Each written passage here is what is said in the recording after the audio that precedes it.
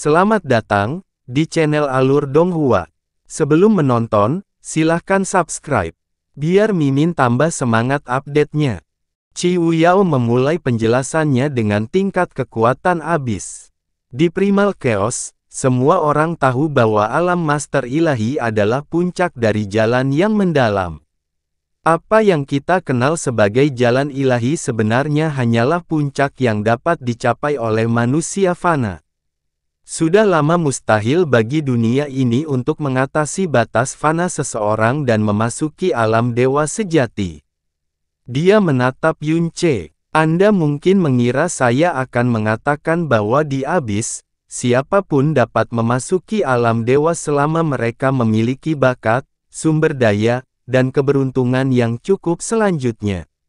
Sebenarnya, kenyataan tidak seperti apa yang Anda atau saya bayangkan.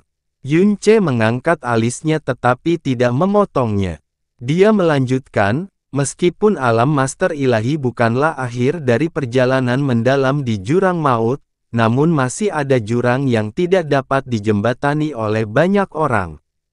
Bagaimanapun, ini adalah titik di mana manusia mencapai transendensi dan menjadi luar biasa dalam segala hal seperti kekuatan, tubuh, panca indera dan jiwa dan banyak lagi. Namun, mencapai transendensi hanyalah langkah pertama untuk menjadi dewa. Perjalanan mereka masih sangat panjang untuk menjadi dewa sejati. Semua manusia yang mencapai transendensi dikenal sebagai setengah dewa, makhluk yang telah melampaui cangkang fananya tetapi belum menjadi dewa. Di abis, alam kultivasi ini dikenal sebagai alam kepunahan ilahi. Itu berarti segala sesuatu bisa binasa di hadapan kekuasaan dewa. Alam kepunahan ilahi, bisik Yunce. Dia ingat pernah mendengar istilah ini dari Mo Beichen. Kamu sudah mengetahui ini, tapi Mo Beichen berada di alam kepunahan ilahi, kata Qiwu Yao. Karena jurang antara alam Master Ilahi dan alam kepunahan ilahi sangat lebar, jarang ada orang yang mampu menjadi setengah dewa. Mereka yang berhasil akan segera mendapatkan prestise dan status tinggi.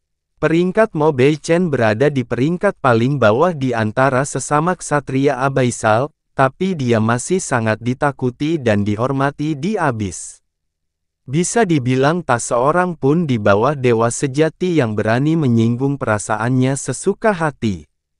Saya terlalu terburu-buru. Melampaui alam Master Ilahi dan mencapai transendensi bukanlah satu-satunya hal yang harus diatasi oleh seorang praktisi abis yang mendalam untuk memasuki alam kepunahan ilahi. Mereka juga harus mengatasi penghalang yang memisahkan manusia dan setengah dewa. Alam setengah langkah ini dikenal sebagai alam kepunahan ilahi setengah langkah. Mereka yang berhasil mengatasi penghalang ini memasuki alam kepunahan ilahi secara nyata, menyelesaikan transformasi mereka dan menjadi setengah dewa. Sebagian besar praktisi abis yang mendalam tidak pernah mengatasi setengah langkah terakhir itu dan mati sebagai praktisi alam kepunahan surgawi setengah langkah. Misalnya, dua pengawal Mo Beichen, Nan Zhaoming dan Nan Zhao Guang adalah alam kepunahan dewa setengah langkah. Masih banyak lagi yang seperti mereka di abis. Meskipun alam kepunahan ilahi setengah langkah bukanlah alam kepunahan ilahi yang sebenarnya, ia masih merupakan alam di luar alam Master Ilahi. Itulah sebabnya Mu Xuanyin dan Qianye Yinger, dua Divine Master terhebat di dunia di bawah Yunce tidak mampu menangani Nan Zhaoming atau Nan Zhao Guang bahkan setelah mereka bergandengan tangan. Alam dewa sejati muncul setelah alam setengah dewa, kan? Yunce bertanya. Ya, dan tidak, jawab Qiwu Yao. Dulu ada 10 level di alam kepunahan ilahi, tapi sekarang hanya ada 9. Alam kepunahan ilahi tingkat ke-10 telah dikategorikan sebagai alam terpisah yang dikenal sebagai alam batas ilahi. Itu karena garis yang memisahkan dewa setengah dan dewa sejati, langit-langit dari setengah dewa dan lantai dari dewa sejati. Mereka adalah makhluk gaib yang ada di antara dewa setengah dan dewa sejati. Tidak hanya itu, alam batas ilahi dipisahkan lagi menjadi 9 alam mini yang dikenal sebagai 9 surga untuk mencapai ketuhanan. Tidak perlu dikatakan bahwa mengatasi setiap dunia mini sama sulitnya dengan mendaki langit. Tidak hanya itu, alam batas ilahi adalah alam tertinggi absolut yang dapat dicapai oleh para praktisi abis melalui kultivasi. Hal ini segera menarik perhatian Yun Ce. Alam tertinggi, yang dapat dicapai melalui kultivasi. Apakah maksud Anda abis tidak mungkin menghasilkan dewa sejati?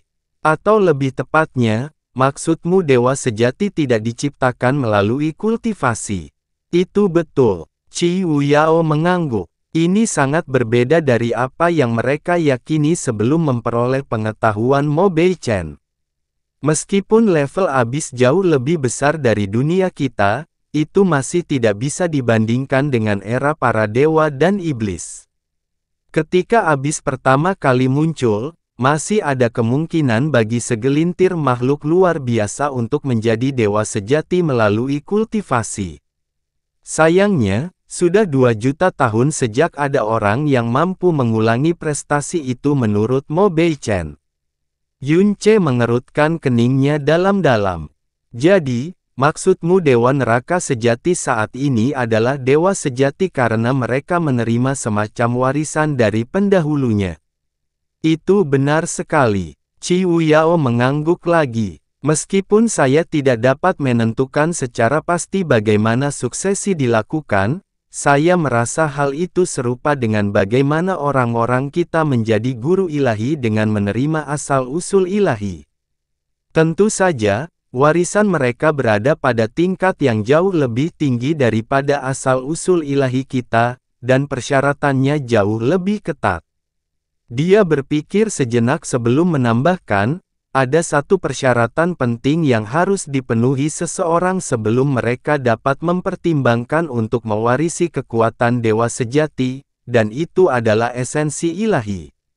Esensi ilahi. Meskipun dia adalah Kaisar Primal Chaos, ini adalah pertama kalinya Yun Ce mendengar istilah itu.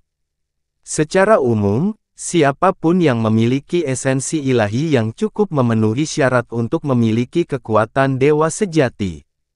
Kalau tidak, warisannya akan gagal, dan pemiliknya akan menderita luka yang paling parah, atau paling buruk binasa.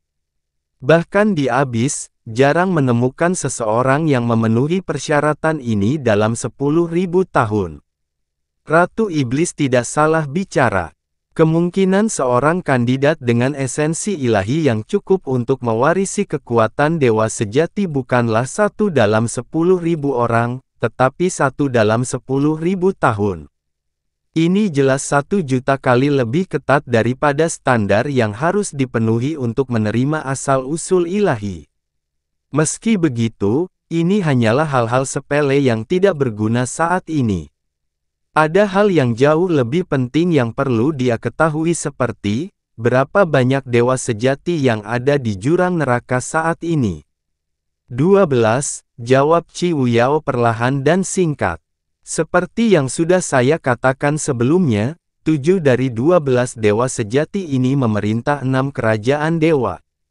5 lainnya tinggal di Tanah Suci. Tidak termasuk Raja Neraka. Keempat dewa sejati dikenal sebagai 4 imam besar Tanah Suci. 4 imam besar melayani Raja Neraka secara langsung. Mereka adalah administrator Tanah Suci, pembela tatanan abis, dan pemimpin ksatria abaisal. Mereka bahkan lebih terhormat daripada 7 dewa sejati dari 6 kerajaan dewa, dan ini terutama berlaku untuk kepala dari 4 imam besar, imam kepala. Secara umum, tidak ada seorang pun yang belum pernah mendengar tentang 4 imam besar, dan bahwa mereka adalah yang tertinggi dari semua makhluk hidup kecuali Raja Neraka sendiri. Ada 12 dewa sejati di jurang neraka, dan 5 di antaranya dimonopoli oleh Tanah Suci. 2 dewa sejati terkuat, Raja Neraka dan Imam Besar juga tinggal di Tanah Suci. Mengatakan bahwa pemerintahan mereka tidak dapat diganggu-gugat adalah sebuah pernyataan yang meremehkan. Yunce memastikan untuk mengukir setiap kata di lautan jiwanya. Saat ini, dia seperti seekor semut dibandingkan dengan para dewa sejati ini. Namun, dia tidak hanya harus melampaui mereka, dia harus melakukannya dalam waktu 50 tahun atau kurang jika dia ingin menyelamatkan dunia. Tahukah kamu seberapa kuat Raja Neraka dibandingkan dengan dewa sejati lainnya? Yunce bertanya. Kali ini, Qi Wuyao terdiam lebih lama sebelum menjawab. Mo Beichen mungkin seorang ksatria neraka, tapi dia jelas tidak memenuhi syarat untuk mengetahui rahasia pengetahuan seperti itu. Konon, Raja Abaisal belum menunjukkan kekuatan mereka selama sekitar 1 juta tahun terakhir, setidaknya tidak secara terbuka, jadi hanya sedikit orang yang tahu seberapa kuat mereka. Beberapa rumor mengatakan bahwa dia hanya sedikit lebih kuat dari Imam Besar.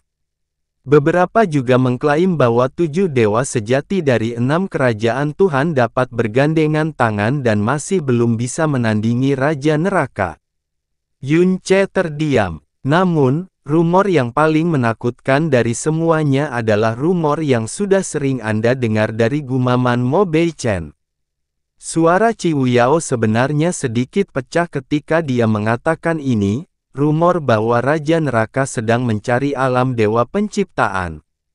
Yunce tidak bisa mengatakan apapun sebagai balasannya. Anda tidak perlu memikirkan hal ini dulu. Itu hanya akan menjadi pengalih perhatian. Qi Wuyao menghela nafas pelan. Bahkan dengan pikirannya yang kuat, dia harus menghilangkan tekanan di hatinya dari waktu ke waktu untuk mencegah dirinya menyerah pada emosinya. Itu bisa dimengerti. Musuh mereka adalah dewa sejati yang tak tersentuh. Tidak mungkin bagimu untuk langsung memasuki tanah suci setelah memasuki abis. Oleh karena itu, Anda harus memulai perjalanan Anda dari 6 kerajaan dewa, atau lebih tepatnya, negara-negara tak bertuhan yang melayani di bawah mereka. Saya mengerti. Yunce mengangguk dan memfokuskan pikirannya sekali lagi. Berapa banyak informasi mengenai 6 kerajaan dewa yang berhasil kamu dapatkan dari pikiran Mo Beichen? Tidak banyak, jawab Qi Wuyao, tapi untungnya, ini berisi pengetahuan paling dasar tentang abis, juga informasi paling penting bagi kami. Selama periode berikutnya, Qi Wuyao secara perlahan dan metodis menjelaskan semua yang dia ketahui tentang tanah kehidupan, dan 6 kerajaan dewa yang setiap penghuni abis dihormati kepada Yunce. Dari 6 kerajaan, kerajaan Tuhan tanpa batas adalah kerajaan yang menjunjung kekuatan di atas segalanya. Ia diperintah oleh dewa sejati Dian Rahu, dan gelar ketuhanannya adalah akhir tanpa batas. Jika kita melihat kekuatan individu saja, dia dikenal publik sebagai dewa sejati terkuat di antara semuanya. Dia memiliki temperamen yang berapi-api dan kepribadian yang jujur.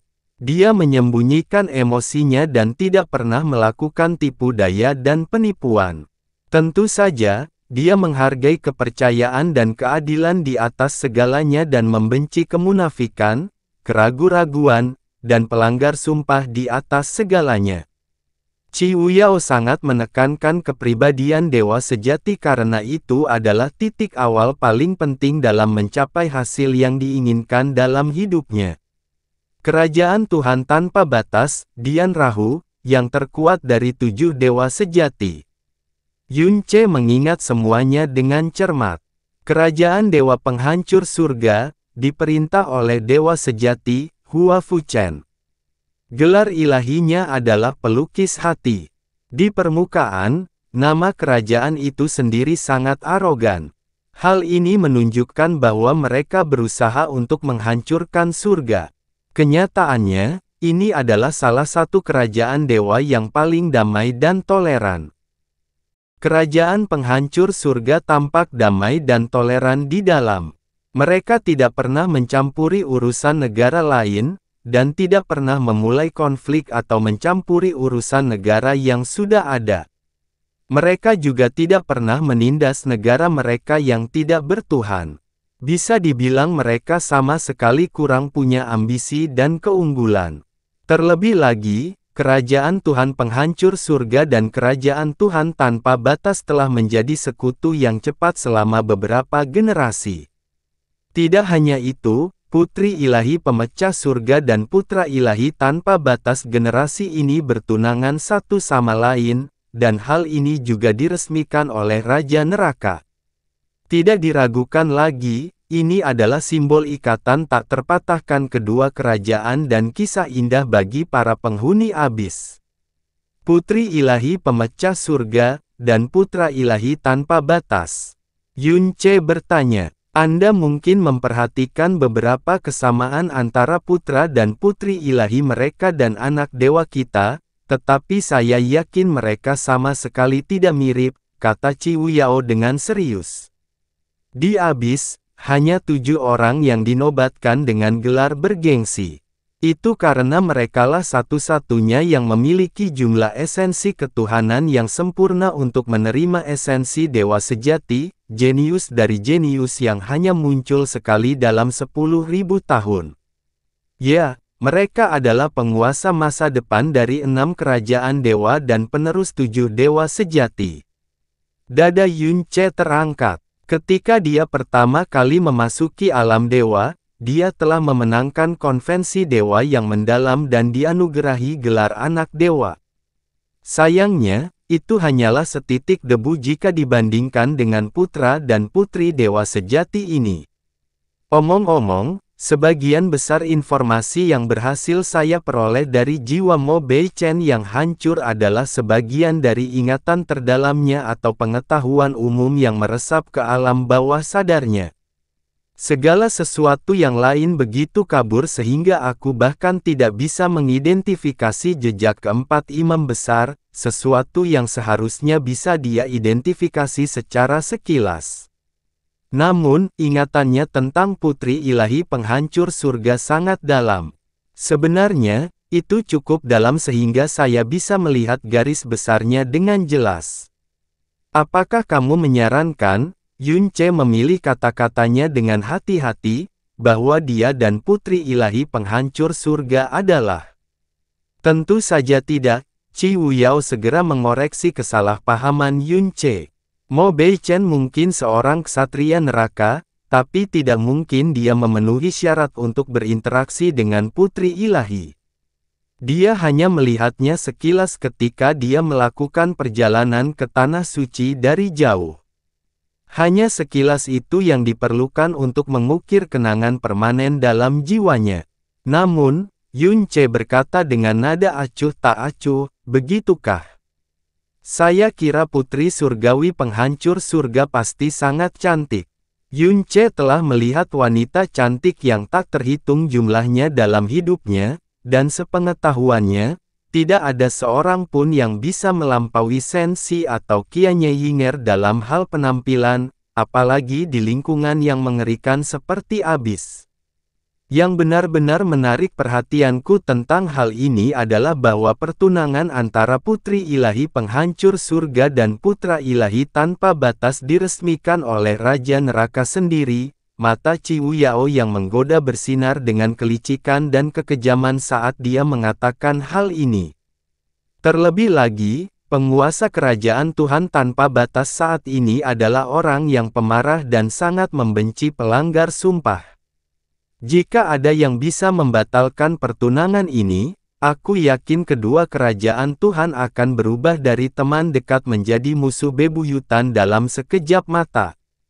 Yunce terdiam. Tiba-tiba, Qiu Yao tersenyum masam dan berkata dengan menyesal, tentu saja, ini hanyalah fantasi kekanak-kanakan. Lupakan betapa tidak mungkinnya hal itu terjadi. Mendekati putri ilahi penghancur surga sendirian adalah tugas yang hampir mustahil. Bagaimana dengan kerajaan Tuhan lainnya? Yunce bertanya. Dia tidak mengambil hati komentar Qiu Yao karena dia hampir tidak tahu apa-apa tentang abis sama sekali. Mungkin suatu hari nanti dia akan mampu mencapai tingkat putra ilahi dan melakukan kontak dengan apa yang disebut putri ilahi penghancur surga, tapi untuk saat ini, seperti yang dikatakan Qiu Yao, itu adalah fantasi kekanak-kanakan. Qiu Yao melanjutkan, kerajaan dewa ketiga disebut, kerajaan malam abadi Tuhan. Malam abadi, nama itu langsung menarik perhatian Yun Ce. Mungkinkah mereka keturunan klan iblis malam abadi? Tidak, Qiu Yao menggelengkan kepalanya. Kerajaan dewa ini tidak ada hubungannya dengan klan iblis malam abadi yang kita kenal. Itu dinamai, malam abadi, oleh dewa sejati yang memerintah mereka. Namanya Shen Wuyanyi, dan gelar dewanya adalah tanpa cahaya. Tanpa cahaya, Yun Ce berkomentar dengan cemberut. Qiu Yao berkata, seperti yang saya katakan sebelumnya, seseorang memerlukan esensi surgawi dalam jumlah yang cukup untuk dapat mewarisi kekuatan dewa sejati. Kalau tidak, warisannya tidak hanya kemungkinan besar akan gagal, tapi pemiliknya juga akan menderita kerusakan yang sangat besar. Shen Wuyanyi adalah pengecualian dari aturan tersebut. Dia berhasil mewarisi asal-usul ilahi dari dewa sejati meskipun faktanya esensi ilahi mereka kurang. Seharusnya, obsesi dan tekadnya yang ekstrimlah yang membuat hal yang tidak mungkin menjadi mungkin. Sayangnya, dia masih membayar mahal karena kurangnya esensi ilahi. Dalam kasusnya, harga dari kekuatan tertinggi adalah penglihatannya. Jadi itulah alasannya. Kesadaran dan keheranan muncul di benaknya. Malam itu abadi karena tidak ada cahaya, dan dia membenci malam karena abadi. Pada titik ini, jelas bahwa Shen Wuyanyi telah mengganti namanya setelah dia menjadi dewa sejati. Bahkan nama kerajaan Tuhannya telah diubah menjadi malam abadi untuk mencerminkan hal ini. Jelas sekali bahwa dewa sejati sedang mencoba melampiaskannya dengan mengubah nama. Selain itu, tampaknya kehilangan penglihatan permanen bukanlah satu-satunya harga yang harus dibayar Shen Wuyanyi dalam mengejar kekuatan tertinggi. Dia terkenal di seluruh abis karena memiliki temperamen paling menakutkan dari 7 dewa sejati. Dengan asumsi bahwa dia awalnya tidak seperti ini bisa berarti bahwa temperamennya sangat terpelintir oleh warisan yang tidak sempurna. Mo Beichen tidak memiliki banyak kesan terhadap Shen Wuyanyi, tapi kata, menakutkan, mendominasi semuanya. Sebagai seorang ksatria neraka, tidak ada ancaman yang lebih dia takuti selain kerajaan malam abadi Tuhan. Jika temperamennya berubah, maka suasana hatinya pasti tidak dapat diprediksi juga, gumam Yun Ce pada dirinya sendiri. Dari semua kerajaan Tuhan, sepertinya kerajaan inilah yang harus dihindari, apapun yang terjadi. Qiu Yao mengangguk setuju sebelum melanjutkan penjelasannya. Kerajaan Tuhan keempat dikenal sebagai Kerajaan Tuhan Dreamweaver. Ia diperintah oleh dewa sejati, Meng Kongchan, bergelar, tanpa mimpi. Praktisi mendalam kerajaan Tuhan Dreamweaver adalah ahli dalam mengembangkan jiwa. Meskipun kekuatan mereka di bawah rata-rata dibandingkan dengan kerajaan dewa lainnya, tidak ada jiwa yang lebih hebat dari mereka. Dikabarkan bahwa mereka dapat menjebak seorang praktisi kuat dalam mimpi buruk abadi hanya dengan sekali pandang. Kerajaan Tuhan yang kelima dikenal sebagai Kerajaan Dewa Bintang dan Bulan. Kerajaan ini juga merupakan satu-satunya kerajaan ilahi yang memiliki 2 asal-muasal dewa sejati, itulah sebabnya mereka harus mencari 2 penerus dengan jumlah esensi ilahi yang tepat setiap kali tiba waktunya untuk mewariskan kekuasaan. Bisa dibayangkan betapa sulitnya hal itu. Namun, Kerajaan Dewa Bintang dan Bulan memiliki keajaiban pada generasi ini. Sepasang anak kembar ajaib telah mewarisi kekuatan sesempurna mungkin. Nama mereka adalah Wu Shengxing dan Wu Shenyu, dan mereka menyandang gelar dewa, bintang surga, dan bulan sabit. Yun Ce tahu itu mungkin pertanyaan yang tidak ada gunanya, tapi dia tetap bertanya, apakah mereka benar-benar kembar? Itu benar. Qi Wuyao mengangguk. Itulah mengapa mereka umumnya dikenal sebagai si kembar ajaib. Sebagai satu-satunya kerajaan Tuhan yang memiliki dua dewa sejati, bintang dan bulan secara alami lebih menakutkan dibandingkan kerajaan lainnya. Anda mungkin berharap kekuatan gabungan mereka juga lebih besar daripada dewa sejati manapun.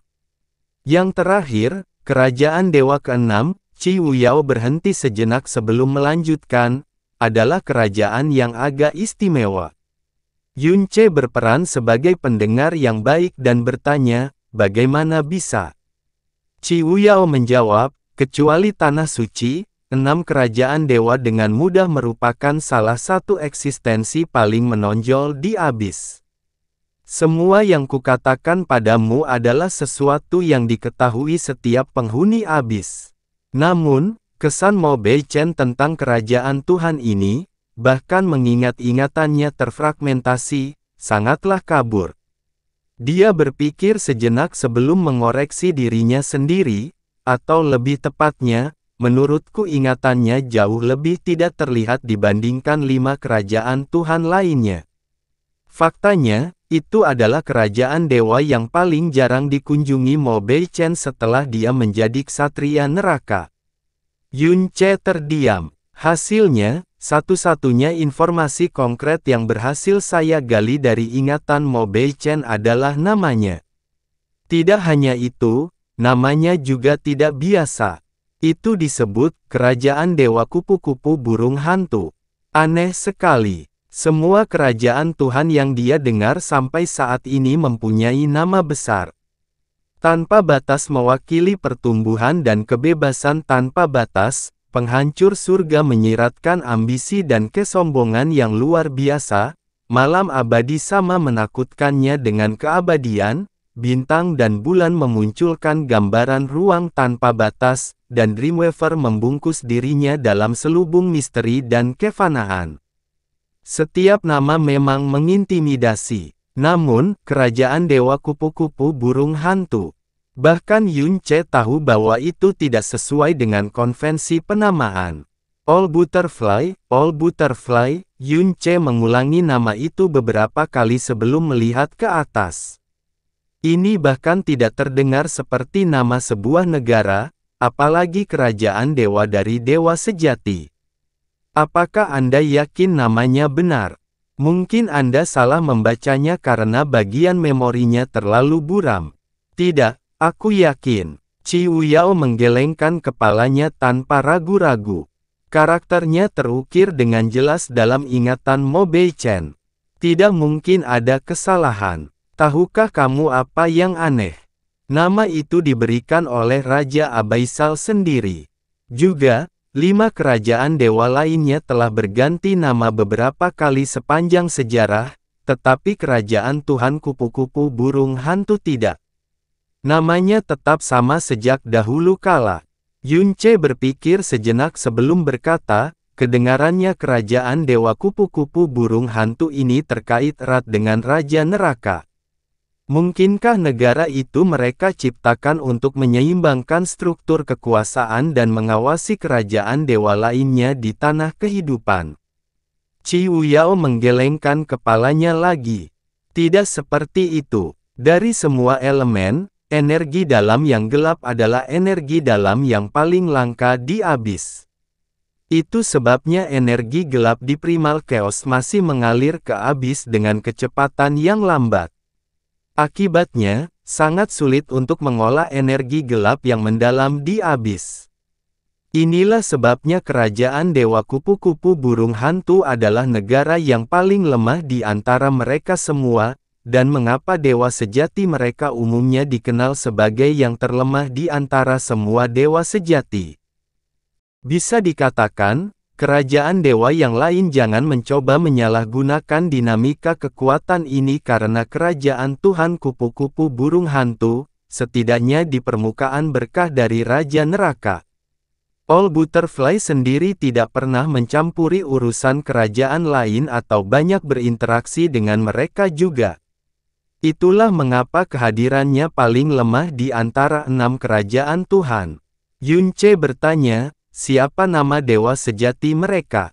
Saya tidak tahu. Qi Wuyao menggelengkan kepalanya. Seperti yang saya katakan, ingatan Mo Beichen tentang kerajaan dewa kupu-kupu burung hantu sangat kabur, sehingga satu-satunya informasi konkret yang berhasil saya gali adalah namanya. Meski begitu, aku dapat memberitahumu bahwa gelar dewa-dewa sejati mereka sepertinya juga diberikan oleh Raja Neraka. Sepertinya mereka juga tidak pernah mengubah judulnya. Adapun mengapa Raja Neraka memberikan perlakuan khusus pada kerajaan dewa kupu-kupu burung hantu, cahaya di mata Qi Wuyao sedikit meredup. Mo Beichen tidak tahu, bukan karena ingatannya terlalu tidak jelas, tapi karena belum ada yang mengetahui alasannya. Ini adalah salah satu misteri abis yang belum pernah berani diselidiki oleh siapapun. Kupu-kupu burung hantu, kupu-kupu burung hantu, Yunce mengulangi kata itu beberapa kali sebelum tiba-tiba bertanya, mungkinkah itu nama seseorang? Saya meragukannya, jawab Qi Wuyao. Karakter, Xiao melambangkan kekejaman dan pembangkangan terhadap tatanan normal, sedangkan karakter, Dai melambangkan keanggunan dan keindahan. Tidak masuk akal menggabungkan kedua karakter tersebut untuk membuat sebuah nama. Yunce memikirkannya sebelum mengangguk. Kamu benar. Tiba-tiba, Qi Wuyao bangkit dan berjalan di depan Yunce. Dia memperhatikan bahwa bayangannya menggigil di dalam pupil matanya yang gelap dan jahat karena suatu alasan. Dia kemudian menyadari itu bukan dia, tapi dia. Berkat pengetahuan Mo Beichen, saya bisa memastikan satu hal.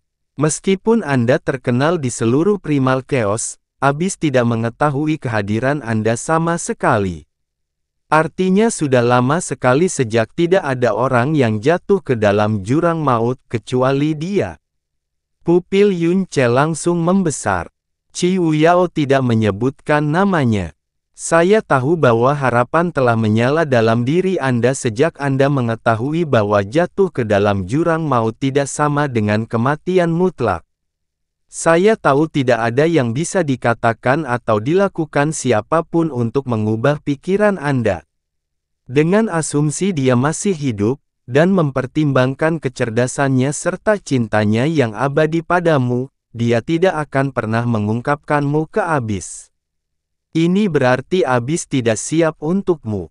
Anda harus memanfaatkan keuntungan ini dengan baik. Saya mengerti. Yunce mengangguk. Ada getaran dalam suaranya saat mengucapkan dua kata itu. Qi Wuyao mencondongkan tubuh ke depan dan meraih tangan Yunce dengan lembut. Suaranya halus, tapi tatapan dan nadanya kasar. Semua yang kukatakan padamu tadi mungkin tidak berguna setelah kamu memasuki Abyss. Lagi pula, jalanmu masih sangat panjang sebelum kamu bisa pergi dari pintu masuk Abyss menuju kerajaan dewa. Di Abyss, Anda tidak hanya harus memulai dari nol, Anda adalah satu-satunya orang yang benar-benar dapat Anda andalkan. Dalam hal ini, tidak masalah meskipun Anda melupakan semua yang baru saja saya katakan. Namun, aku ingin kamu berjanji padaku 3 hal. Anda harus menepati janji Anda, apapun yang terjadi. Biasanya, Qi Wuyao memanjakan Yunce secara berlebihan. Dia hampir selalu mengikuti pilihan-pilihannya meskipun itu bertentangan dengan nasihatnya. Ini adalah pertama kalinya Yunce melihatnya seperti itu, pertama kalinya dia tidak mau menerima jawaban tidak. Beritahu saya. Yunce menatap matanya tanpa rasa takut. Pertama, Qi Wuyao memperlambat kata-katanya. Ada kutipan yang berbunyi seperti ini, Tidak ada orang yang lebih tidak berperasaan di dunia ini selain seorang kaisar. Bagi orang awam, yang dapat mereka petik dari kutipan tersebut hanyalah ketidakbaikan kaisar. Tetapi bagi seorang kaisar, adalah kebenaran mutlak bahwa mereka tidak akan pernah bisa berharap untuk berubah. Itulah mengapa kamu harus mengingat ini, Yunce. Qiu Yao semakin melambat seolah dia mencoba untuk memasukkan kata-kata itu sedalam mungkin ke dalam jiwanya. Anda adalah Kaisar Primal Chaos. Anda tidak akan pernah menjadi anggota Abyss. Sejak Anda menginjakkan kaki di Abyss, setiap pemikiran yang terlintas di benak Anda, dan setiap tindakan yang Anda pilih, akan secara langsung mempengaruhi kehidupan dan kematian dunia ini. Itulah sebabnya setiap koneksi yang mungkin kamu buat di Abyss persahabatan, hubungan guru-murid, romansa, dan bahkan kebaikan, hanyalah alat yang bisa dieksploitasi demi kentunganmu. Anda tidak boleh membiarkan perasaan Anda yang sebenarnya meluas ke hubungan ini, tidak sedikit pun. Apakah kamu mengerti? Kamu tahu orang seperti apa dirimu. Jika Anda membiarkan hubungan itu menjadi nyata, Anda tidak bisa tidak menjaga ikatan itu dengan hidup Anda. Namun harga yang harus Anda bayar untuk mendapatkan obligasi tersebut, mungkin berarti akhir dari diri Anda dan seluruh alam semesta ini. Sama seperti orang harus belajar menyembunyikan kebaikannya, kaisar juga harus belajar mengosongkan hati mereka. Sangat baik. Yunce mengangguk perlahan dan berjanji, baik yang hidup atau yang mati, semua orang dan segala sesuatu di Abyss adalah musuhku. Sebagai Kaisar Primal Chaos, setiap pilihan yang saya buat akan mempengaruhi nasib dunia ini. Karena alasan ini, semua koneksi yang saya buat di Abyss tidak akan pernah asli. Bagus. Mata Qiu Yao melembut sebelum dia melanjutkan. Kedua, kekuatan Mo Beichen hampir cukup untuk membuat seluruh alam dewa tidak seimbang hingga mencapai titik kehancuran. Jika pertempuran terakhir tidak terjadi di God Realm of Absolute Beginning, hanya Tuhan yang tahu bencana macam apa yang bisa terjadi. Jika kekuatan alam kepunahan ilahi saja sudah cukup untuk mendorong kekacauan primal ke jurang, maka alam batas ilahi dan dewa sejati hanya akan menjadi lebih buruk. Jika salah satu dari mereka berhasil mencapai primal chaos, itu akan menjadi akhir dari segalanya bahkan jika kamu setara atau lebih baik dari mereka. Saat ini, hukum dan ruang primal chaos sangat lemah sehingga hanya Dewa Abu yang mampu menggoyahkan separuh alam dewa. Pertarungan antara dewa sejati akan memusnahkan alam semesta dalam waktu singkat. Bahkan jika Yunce menjadi cukup kuat untuk memusnahkan dewa sejati hanya dalam beberapa tarikan napas, beberapa napas itu sudah lebih dari cukup waktu bagi dewa sejati untuk menghancurkan seluruh primal chaos. Saya mengerti. Yunce mengangguk dengan berat. Aku akan melakukan segala dayaku untuk mencegah siapapun dari Abyss naik ke primal chaos. Alasan Abyss bisa menembus alam semesta kita adalah karena artefak spasial tak dikenal yang dimiliki Raja Abyssal. Jika itu bisa dia memotong dirinya sendiri sebelum dia bisa menyelesaikan kata-katanya. Jika bisa ditempuh, maka bukan tidak mungkin perjalanan ini akan berakhir dengan sempurna. Hampir tidak mungkin untuk mengambil artefak spasial penting dari Raja Abyssal. Aku akan mengingat ini, kata Yunce sambil mengangguk.